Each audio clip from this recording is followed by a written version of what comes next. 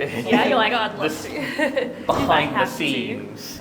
We started off with one off-show breeding tank. We've now got about 110. And originally it was all donated tanks, donated shelving, donated tanks. In the last 2 or 3 years, there have been 2 species returned back to the wild in Mexico. Scyphia francesi and Goodedids tequila. They've gone back in. So we're hoping that others will go back in eventually, but it all depends on the work done in Mexico. This is going to be a little bit of a different video. We are actually standing out the front of an old BBC radio station. That's right, yeah. Yes. And so you may recognise who I've got next to me. So this is Matt, aka Fish Shop Matt. He's got his own YouTube channel. Indeed, thank you. I'm very far from home right now, so I'm all the way over in the UK. I was just over at MD Tank Studio as well. And now I'm here at an aquarium that is actually an underground aquarium. Underground aquarium. Yes, and on top of that, it was a radio station that's been turned into an aquarium. So lots of unique things going on here. We're also going to talk to the person who looks after the tank. So we're going to have a talk to Shaun as well, and he's going to tell you a little bit about some of the rare fish that he's got. There's some weird stuff down there. Yeah, there's some like a really huge catfish and stuff. It's really cool. That's your favourite, isn't it? I keep coming back to it. I already got photos and stuff in front of it. But I think that's enough talking about it. I think let's go in and show you around and have a look.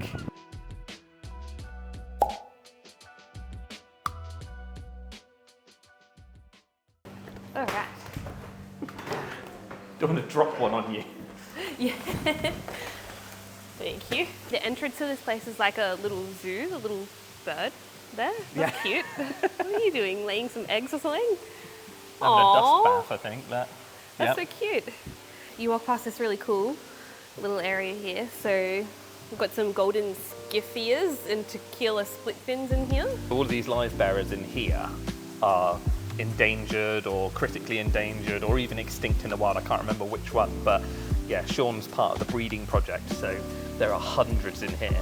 A lot of the ones that are having problems in their native homes, they've got a home here. So as you can see, we're not lying, it's actually an underground aquarium. Yeah. It's going to be kind of hard to film us. Yes. But that's okay. We'll just focus on the tanks. It is quite echoey and quite dark, but... It is very echoey. But if you have a look over here, look, all the tanks are nice and lit up. That stingray in the back of there is actually, for anyone who's watched my channel, the shop that I used to work with, or work in, we bred the stingrays regularly, and that's one of our babies. Oh, no way. Yeah, so that was one of them that Shaun took on, and been growing up here for probably a year, maybe 2 now. I don't know how long she has been here. Yeah, it's always rewarding. Yeah. And you can see a little baby fish that you've bred grow up. And it's cool because it's really educational here too. They have all of these little signs about the fish that they've got in the tanks. Yeah, Shaun focuses on a lot of like trying to, a lot of information and trying to sort of give people the knowledge and education, which is nice. It's a big thing. Every time I look at you, all I can see is a mic. It's a little light. The little green light. Yeah. This is like your section though here. Look, we've got some Tanganyikans going on. Tanganyikans up here. They've got tons of babies as well, look. This is probably a family group in here, I expect. There's probably one pair that has developed into this many now. And we've got some rainbow fish by the looks of it. Yeah, got some blues and some red lasers, I think they are. Yeah, they are red lasers. So they're like a slightly smaller species. You've got a cool goby as well under these. So it's an empire gudgeon. You have them in Australia that I think they're native in the creek. They are, that's right. You're like, yep. Yep, you are. And then my favourite... I was going to say, your favourite fish. When they inherited the aquarium here, he was here. So it's not something that they've like bought in or replaced. Literally, it's just, he has been here for so long. Or I say he, she, I'm not sure. But yeah, such a chunky fish. And you said this is an elephant? A giraffe catfish. Elephant. Close to that. That's rude of me. Yeah, that's it. The trunk does sort of look like it. But giraffe? Why giraffe?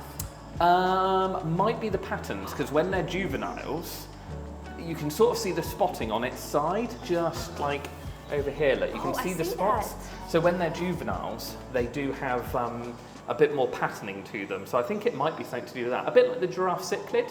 Like the Venestus one. Yeah, that's it, yeah. It's not something I would normally buy or sell or keep because they get very big. Yeah, it gets to be a submarine, you know, it's not easy for anyone to keep unless you've got a tropical pond. No. It gets bigger than that? That's probably it. That's probably it. Like in the wild, maybe. So yeah, possibly, but I doubt it. Like there's enough predators in the wild that it probably wouldn't get to that size. Well, that's my first time seeing one of them. I would keep one if I had space. You need to get that pond sorted. Oh, to see yeah. these. Sean focuses mostly on freshwater down here. This is his only saltwater tank because no zoo is complete without a saltwater aquarium No. with, you know, Dory and Nemo and all of that sort of thing in it. You've just got to. Of course. But it's got some cool fish in there. You've got like a Fu Manchu lionfish down in the corner. Yeah, so that's a little Fu Manchu at the bottom, and this is a fuzzy dwarf just above him. No so way. they're small species of lionfish. Oh my gosh, I didn't know those existed. Yeah, cool, aren't they? And I think the orange striped one, that's a harlequin tuskfish. And I think they're native to Australia. Oh, cool. Oh, well, yeah, it would make sense. We have a lot of fish Yeah, in that's it. You have a North lot. Australia. The Great Barrier Reef, they get a lot of the saltwater Yeah. fish from there. There's not many people breeding them. Like, No. they would generally just catch them from the wild. Exactly, yeah. They are mostly, I think it's like 95% wild caught on salt water. But it is Yeah. getting better. It is getting better. You know, yellow tangs now are being bred in captivity, and yeah, it is getting there slowly. Yeah. Oh gosh, a big bristleworm or something. Ugh. Oh, it's a starfish. So that's the Oh. legs of a starfish. Oh, It's a okay. giant green, what do they call them? Brittle starfish. Oh, and is this one of those decorative anemones, the ones that they... Oh, stuff yeah, I see on- what you're looking at. It's the urchin. Yeah, the urchin, a Yeah, so decorated urchin? that would be, I think they call it a tuxedo urchin. So Aw. they'll stick things to themselves to like disguise themselves, essentially. Yeah, they're really cool. It's not really working very well. So these are a weird one. Mm-hmm. So these are from a lake near Malawi. They're a cichlid, essentially from like a little satellite lake just off of Malawi. I can't remember their full name. It's like Ramphrochromis or something, but they're essentially a predatory cichlid. Well, you can tell by that shape. They look like a barracuda. Oh, yeah. And when you say satellite lake, what does that mean? So it'll be connected to Lake Malawi in some way or another. So it might be a little river or something like that, or maybe not even connected anymore at all, you know, depending on how it's dried up. It might just be something that thousands of years ago was connected, and then as it's sort of evolved, it's been blocked off, and then you get the evolution of these different cichlids. These guys have just evolved in a slightly different way due to some form of food source in the lake, I guess. Yeah, they definitely look predatory. They've got that pointed head look. Yeah, it's not something we get in the aquarium, so like we don't buy and sell these, so I've never really researched too much into them. Oh, there you go, yeah. built in a dam collapse. There you go, a Chillingali cichlid. Interesting. Yeah. Oh, Ooh. cool. So, these are a little bit different. So, these are probably from the shop I used to work at. We'd done a shipment from Africa, and Africa hasn't got any guppies. Hasn't got any live bearers at all, but are native. But on the delivery, there was Congo guppies. So these are an invasive species. So these have been introduced into Africa by accident, and they've just thrived there. So yeah, we ordered an invasive species from the Congo shipment, and that's these guys. I didn't realise he had any, to be honest. That's cool. And then I love this tank. It's like an It's XL version, isn't it? gorgeous. We've got a bunch of Mbuna in here. Yeah. You can't really tell, but this tank's like, what, 3 foot, 4 foot deep front to back? It's so deep. We'll be able to show them how deep it is. Yeah. Yeah, Yeah. we'll show you guys. All right, here's some brightness. Yeah. Oh. Yeah, that's how deep the Malawi tank is. That's probably, 3 foot maybe? Yeah, wow. It's a big tank, all running on an FX6. Sean did say he's got lots of FX6s around here. Yeah, he does like those. Oh, to be look, they fair. think they're going to get fed. They're all here trying to eat. They're like food. You're going to feed us? Maybe later, lads. And then here's an example of all of the breeding tanks. Yeah, so So- Sean's got one of the biggest collections of Livebearers. But when we say Livebearers, you know, I think of guppies and platies, but these guys are all like different weird xenotokas and chiracodons and things that you don't often see in the aquarium trade because, well, they're really hard to get hold of, they're very rare. I think most of them you can see the little labels, but you've got vulnerable, endangered, vulnerable, critically endangered. So yeah, they're not having the best time in the wild, but No. that's why Sean's got them here. It's one day maybe they can be reintroduced, and yeah, it's quite cool really. Yes, and he was saying that I was asking about why it's a yeah. triangle, and he said that's like a fish trap. So this little gap here, the babies swim through it and then can't get back, and then they grow up in this little section here. Exactly, it's just an industrial way of making a breeding trap, I suppose you would say, isn't Yeah. it? It's an easy way of doing it. This is so dark that I keep moving this, thinking this is the entryway. the exit is that but way. no, into the darkness. Everyone on screen now has just lost their eyesight. But I was going to show you guys in here So you can actually donate as well if you like what Shaun is doing here and you want to support the cause of these endangered fish. Then Yeah, I think that's his email there, isn't oh it? yes, Yeah. I will put it in the bio as well. If you send it to that email there, then that goes straight to the fish. Or I think if you use If you do whatever that this one, link that's the was, full zoo. which I'll put there, that's for just the zoo in general. Yeah. So these little guys, these are the ones that we saw in the pond upstairs. Yeah. Uh-huh. Oh, nice. Yeah, so these are all the tequila split fins. So they're essentially a type of Livebearer that are, I think these are possibly nearly extinct in the wild, and they're doing a big thing of trying to reintroduce them and trying to clean up the river and everything like that. So Oh man, I love this tank. it's cool, isn't It's it? beautiful. Like But- one of my favourite tanks actually that Yeah. I've seen. These are real mangroves as well. Oh, they are? I've got a feeling that they are Okay. proper mangroves because they look real, to be fair.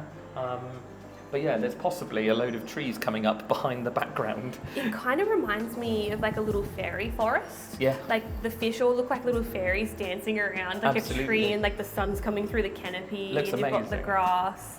But how simple is that? Beautiful. You know, you've got like what, 2 or 3 different species of plant, some bits of wood or possibly mangrove roots, and then 1 or 2 species of fish. It just looks really uniform and really good. It looks a little bit more like you'd find in a riverbed, Yes. or maybe a riverbed in Australia, maybe not a riverbed where we are, because Yeah. England doesn't really have anything like that. No.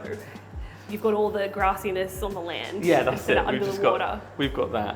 I think that's a little breeding tank, so I think that's probably got the baby. Oh, there's a Chiracodon there, so there's a little orange Livebearer that you can sort of see hiding in amongst the plants. Oh wow. Yeah, and there's a female just in the bottom here coming out. Oh, they're cute. Yeah, they've got really cool little round faces. Very friendly. Yeah, Yeah, they're a Livebearer that kind of looks like a cichlid in a way. they Got do. A that lot of cichlid these do face. look a bit sort of. They're not like our Livebearers that we know, the colourful, pretty, long fin things. You know, they're a little bit more robust and a little bit more wild, especially like these ones. Like these are proper chunky. Aww. Yeah, like these. So you can see the babies down in the plants. And these are Livebearers too. Yeah. Wow. These are a type, I reckon they're a type of Skiffia from the shape of them. But there's so many different ones. And again, Shaun has so many rare ones that I'll say it's something and then, yeah, he's got something that's never been seen or heard of anywhere else. Okay, well, we were just talking Oh, about yeah. there's Shaun. You probably won't be able to see him Yeah. right now, but he is here. Is that a Skiffia? Did I get it right? No. No. This is I was saying how many rare ones Completely you've wrong. got. I was going to be wrong. This is Tropiquaria incaustus. It is one of the Goodedids species. Actually, probably one of my favourites, just for the markings on them. There are a few you'll notice here with some bent spines. Yeah, there's a genetic anomaly with these ones, and normally we try and get them out. Unfortunately, every time I try and get them out of this tank, they disappear and you can't find them. Yeah. So what we do really, we skim off the fry off the top and we work through the fry. So we've got another batch in the breeding room. And they're mixed in with some green swordtails. Yeah, because you have to be careful because a lot of the Livebearers can crossbreed, can't they? You can get a lot of Yes. you want to keep them separate. Yeah, all the rest of the Goodedid tanks we've got here are all separate species, single species tanks. Well, And these then ones. these guys here too. That's, I think that's Tropiquaria pardalis, leopard split fin. So many different species, isn't there? Yeah, There's- I think it's 41 different species. Wow. But that could change at any time once the genetic work comes back on, Yeah. on several. There's several others that may split. And how many have you got out of the 41? I think it's 34 or 35. Getting close then. You're playing Pokemon with Livebearers essentially. Yeah, well, that's what I wanted to ask you as well. Are you specifically interested in Livebearers, or does that just happen to be the fish around here that needs conservation? To be honest, when I took over the aquarium 12 years ago, I had no interest in fish whatsoever. My knowledge of fish was parents having a goldfish tank and some angelfish and guppies when I was younger. I only got into here really by accident. It was a right place, right time. And we had some Amica splendens, which is a Goodedid species. Yes. And I was doing all the labels for the new designs and did a bit of Googling about them. Found out about a group called the Goodedid Working Group. I spoke to them and then ended up 12 years later having lots of Goodedid species. It was never planned. You're definitely you are the biggest public collection that you can see of Goodedids, aren't you? Yeah. And weren't you saying you're probably going to be the largest aquarium in the UK? Yeah, unfortunately, we've had recently in the last few years, London Zoo have closed their aquarium, Bristol Zoo have closed their aquarium, and now we've heard that Chester Zoo is also going to close their aquarium. Most of them are now the marine aquariums. Why do you think that's happening? Why are they closing the freshwater aquariums? Trying to get public interested in little grey fish isn't as easy as getting public interested in Nemo and sharks. Yeah, that's it, isn't it? Yeah. Yeah, when you walk in and you've got coral reefs and you've got... Yeah, coral reefs, when you've got seahorses, can't compete. But the problem is, it's the freshwater species, the ones that need the help. Yeah, yeah. Yeah, a lot of the rivers and stuff being dammed. I mean, in Mexico, the initial problem is that a lot of water courses are being diverted to help water crops and things like that, which people need to feed themselves. Yeah. The problem is, it's a lot of these Goodedids species can only be found in maybe one pond or one stream or one river course. And if that gets dammed, diverted, you could lose the species forever. They're on such a knife edge. But that's the same as like the next tank along, the axolotls. They're suffering the same problem, aren't they, really? Because they're in the same waters. Yeah, they're in the Mexican... Exactly the same waters. These were originally, a gentleman had died and social services went into his house and found it was full of animals, both alive and dead. And they were about to chuck out this tank full of dark green water, and they found 3 axolotls in the bottom of it. So we took them back. Unfortunately, they've been kept on pink gravel. And of course, axolotls will eat anything that goes near their mouth. And it took well over 3 months for the pink gravel to work through their system. I remember you saying that every couple of days you would come down and there'd be a few more specks of pink gravel in the tank. When we first got them in, we kept them on bare bottom tanks, and just to make sure they were totally clear, and it took 3 months before they were clear. And axolotls should not be kept on any gravel at all. They should always be kept on sandy bottoms. Yeah, well, oftentimes they don't make it to be this big in these aquariums. Like, I didn't know they got this big. Have you still got my babies? Eh? Have you still got any of my babies? Yes. Amazing. Yes, they're the ones I've shown. Ah, cool. I forgot I gave you some of those eggs. Crikey, what was that, last year? Yeah. Amazing. Are you liking, is he here? Oh, he's here, look. Your fan shrimp that you were liking. I like those ones, yes. Is he fanning still? I don't think he is. I think he's sat. Oh, he's sat there with his back to us, look. Aww. Such a cool little thing. Oh, there they are. They put their little fans out. Like little baseball mitts. These are Omani blind cavefish. The only other ones that have these, I think, in the UK are Chester Zoo. Yes. But of course, they won't have them for much longer because they're closing. But they are very, very hard to breed. They were only bred by using some chemical stimulants, to get them going. We took a group of them, and we've never got them to breed. But I mean, they're, like I say, extremely rare. Yeah, very cool. Are you going to take any of the fish from the zoo that's closing? Because they must have to give all their fish away. We're not. We have been offered a few fish, but unfortunately nothing that we can actually fit in what we've got here. Well, when Matt opens his garage. Yeah, that's it. I'll give them a shout. So if you can see in here, you were asking me if we could go and catch some fish from like around our rivers. Yes. This is probably what we would catch. Here we go. Yeah, there's one over here. This is about as colourful as it gets in our rivers. Unless they're in breeding season, then they get a little bit more colourful. They get red. Yeah, the males will get red, but other than that, you're out there catching, because we saw the Empire gudgeon at the start, didn't we? You've got them in your natural waters, we've got sticklebacks. Very silver. Very silver. We like silverfish. Little grey fish. Yeah, that's about what we do in England. It's probably the brightest tank out of all of them. And we got some baby red belly piranhas. Yeah, they're proper tiny, look. And so if you guys saw my video that I did at the King of DIYs, he's got a huge piranha tank, and they're probably like 5 times the size of these ones because they're adult ones. These are just little tiny babies.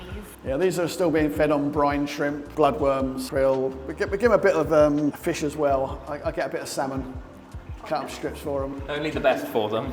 It's the cheapest in the supermarkets at the moment. No, fair enough. See, I like this tank as well because it sort of changes up the sort of vibe of everything. You go to like a botanicals Blackwater sort of thing with like the leaf litter and the branches coming in. It looks great. So what was it on news about fish or something? The page? Yeah, Fish in the News is like a Facebook and Instagram page that I follow because they are great at just telling you what's going on. And yeah, Corydoras has been broken down into, I think, 7 or 8 different groups now. Yeah, so, it looks like it. Yeah, Corydoras is still a thing, but it's half of the species that we know are not Corydoras anymore. Yeah, you can no longer call them all Corys. No, you can't. Everyone will, though, for the rest of time. You've got the big African tetras as well, they look good. Yeah, and that Anubias. I've never seen an Anubias plant that big before. The one thing we can grow here is Anubias. Yeah, you do. Oh yeah, clearly. It's huge. Yeah, it's really chunky. Oh, these are cool. Oh yeah, African knifefish. Yeah. They shoal and they can see really well. Yeah, they're not like the other knifefish, which are sort of very solitary. But these seem to be like a normal shoaling fish, but just happens to be a knife swim fish. weird. Yeah, it's a strange one with the African knifefish because a lot of the other knifefish have really weird dietary requirements, or they don't see properly, or whatever. But these ones, yeah, they're eat anything you chuck in. Oh, that's cool. And then I love these upside down catfish. Yeah, upside down catfish, and there's some golden Congo They're so tetras in there as well. And you've got the bushfish as well. I can just see poking his head out in the wood. There's two in there, two bushfish, leopard bushfish. Did you want to show us any of the fish that you're breeding back there? I can show you. Yeah, you're like, oh, I'd love to. Behind the scenes. Behind the scenes. All right, we'll turn this brightness on this camera down. All right. Yeah, this is a small fraction of the breeding tanks. We might have had a look in your other door already, possibly. We might have broken into there. We started off with one off-show breeding tank. We've now got about 110. Maybe more. I haven't really counted recently. Yeah, you just set them up. Don't worry about counting them. And originally it was all donated tanks, donated shelving, donated tanks. In fact, most of the small small tanks behind you were all donated. Yeah, you've done it a lot on like trying to build it from nothing, essentially, haven't you? Yeah. And then as and when we get money donated to us, we can upgrade things. You'll notice all the tanks are all on air filters. Yes. All run on a single ring main from 2 pumps. Two pumps, that's it. 2 pumps, yeah. 2 ordinary koi pumps. So if you donate, I'm guessing this is where the money goes, like to... Yes. Basically, it keeps these guys fed. Like I say, with 110 off-show tanks and well over 40 on-show tanks, we've got about, say, 150 tanks worth of fish to feed. And it's just you that looks after them too? It's just me. We did touch on it a little bit, but we were saying about how you have to have different species in different tanks to try and stop crossbreeding, essentially. That's it. And so what's the process with these guys too? So the little babies, they'll swim through here? Yeah, basically it's a breeding trap, same as what you get, the small breeding traps you get for Livebearers, which would have a V in a box going down. We've just put it upwards, and so they swim to the front, get pushed to the front, and that's them safe. Some species, the fry will be absolutely fine, and then others, you've got to make sure that you get out the fry as quick as you can, or they will be eaten. And then do they get introduced back into the wild from here? There have been, in the last 2 or 3 years, there have been 2 species returned back to the wild in Mexico. Scyphia francesi and Zoogoneticus tequila. They've gone back in. So we're hoping that others will go back in eventually, but it all depends on the work done in Mexico. They've got to get their rivers right, they've got to get the areas back to what it was before we can actually think about returning them. Or they'll just go extinct again. Yeah, that's it. There's no point in doing all that work for them just to be, not work, isn't it? But for now, basically, you can breed them and have a population. Basically, we're creating an ark at the moment. Yes. until things change. And things are changing in Mexico. They're getting much more involved in their conservation. They're getting schools involved. They're getting local people involved. That's great, because so much of it comes just from education. Yes. Like a lot of the reason that pollution happens in these areas can be just from people not realising the impact. Yeah, a lot of them didn't realise that they had rare fish on their doorstep, and it didn't help that local governments were putting in tilapia into the waters to help feed the local population. But unfortunately, tilapia will eat everything in there. Yeah, that's right, because you were saying even with Lake Victoria, that a big issue there it was actually not pollution, it's from introducing an invasive species that's then out in the heat. What's that? That's a Nile perch. It was introduced in the 50s, and now there's something like 300-400 different species of Victorian cichlid that probably don't exist now because of that. which is terrifying, really. I mean, most waters around the world have invasive species now. Yeah. Unfortunately. I was just saying about your Congo guppies, actually. We were just talking about them being... Yeah. Were they the ones that we had in the shop? That's it. Okay, cool. Yeah. So, yeah, that's another one. Guppies aren't too bad, though. You know, if you're gonna have an invasive fish, guppies are better than tilapia. Well, yes and no. Because they breed so well, they Yeah. soon outcompete the native stuff. fish for the food sources. Yeah, you're right. Yeah. So it's best not to have any. Yeah. No invasive fish is the goal. That's ideal. But it's impossible to do because people will just chuck things in a pond. Well, thanks so much for showing us your collection of fish. Welcome. That's awesome. And yeah, if you guys want to donate to the cause, there's a link in the bio that you can check out. So we'll put the email for the PayPal on there. Yeah. Yes, but straight to the fish. Or you can donate to the whole zoo if you want. Yeah, you can donate to the whole zoo if you want to, but the fish are better. Yeah. Whatever I've been donated, I will blend. mix I will it all blend up. together. Yep, it's whatever we get donated, and we mix it up. So any fish food companies watching? Yeah, if you want to sponsor them, Tropiquaria. So that's the name of this place. And then thank you, Matt, for bringing me as well. You're more than welcome. You can check out Fish Shop Matt as well. I'll put a link to his YouTube too. I'm currently going around America, Canada and UK and collaborating, going to places like this and seeing other YouTubers too, looking at their studios, their tanks. So if you want to keep up with that content, make sure you subscribe to this channel too and give the video a like if you enjoyed it. And I will see you in the next one. Bye.